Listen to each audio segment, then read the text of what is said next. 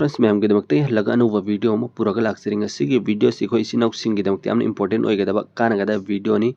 अइना ma'am दा share तौजगदरसि खोइगी phone पाइरबि सिनाउ सिंग न लोइनमनि एंगबियोबा नखोइगी phone सि कनानासु हेक तौबा ngamदनबा नखोइगी डाटा पुन्नमक्तु कनानासु हुरानबा अमसुंग लिक तौथोकबा ngamदनाइ दमकतने अइना मैम दा शेयर तौजदरु इन्फॉर्मेशन से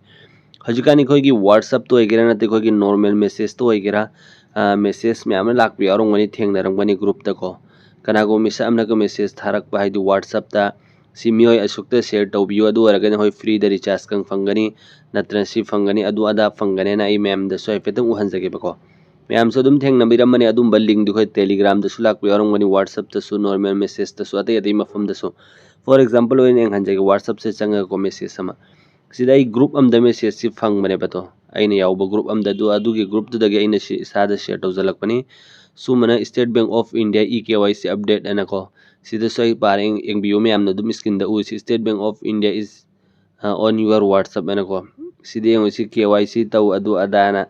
होगी पान कार्ड तौरगा SBI EKYC ना हाइसि मैम सु उबिरमनी सिना खोइना सु ग्रुप सिंग द थेंगना बि यारोंगने बा मैम न सिदा अदु सिदा खोइ मखादि एंगो सिदा SBI.APK ना अमि एप अम पीडीएफ मैम सिगी एप से कईगुम इखोना डाउनलोड तौरुब तारगदि डाउनलोड तौरगा अनइंस्टॉल तौ मतम दे खोइगी फोन से हैक ओइखिबसु याय नते खोइगी डाटा पुन्नमक्तु लीक ओइखिबि याय खोइगी फोन से दिया और खोइगी बैंक गी OTP अदु अदा पुन्नमक्तु खोइगी बैंक अकाउंट से कनागुम बमना पैसा पुन्नमक्तु सुरान की बियायबा सिगी लिंक से सिगी खोइगी APK यासि मैम सि आई हौजिक डाउनलोड तौरेबको सिदा इन ओपन तौ मतुंग this file is may be harmful हाइसि मैम सि डेंजर ने हाइरिबा सिगी फाइल से मैम सिदा यावरिबा फाइल से कईगुमना खोइना ओपन तौरगा फोन सिदा इंस्टॉल तौ मतमदा खोइगी फोन से हैक ओइखिबे ए मैम सो हाइजखरे अदि खोइगी डाटा पुन्नमक्सि कनागुमना हुरान गिबसु यायबा से अदुना फ्रॉड ओइबे मिसकसिंग दो हुरान चिंथि तौ मिसकसिंग ने सेम लिंक नेबे मैम से सिगी APK सी कोइ सुमना सिगी लिंक से फिशिंग लिंक सु कौ मैम हैकर सिंगना सिनबा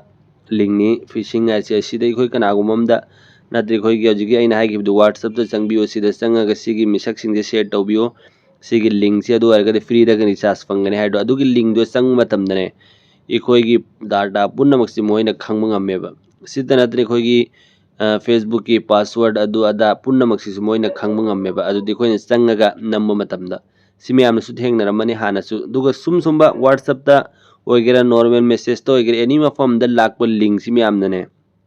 चंगबी गनो मैम संगुबदन होइगी डाटा पुन्नमक्तु